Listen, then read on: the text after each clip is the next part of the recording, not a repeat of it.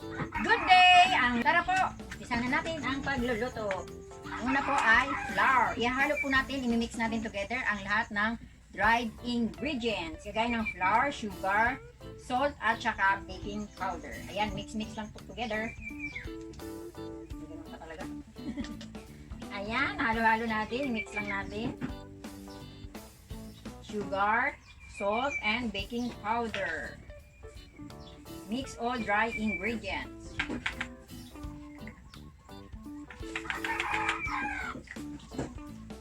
Mix lang ng ganyan. At ilalagay natin ang mga liquid ingredients kagaya ng evaporated milk. Yan po.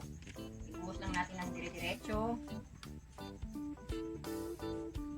Yung blue ternate and then yung melted butter.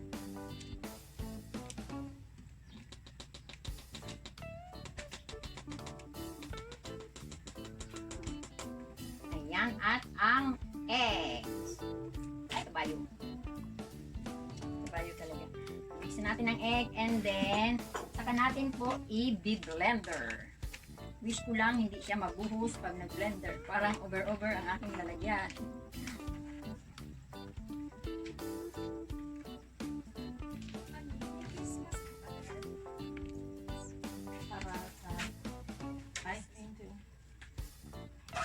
Ayan po, mix-mix lang together.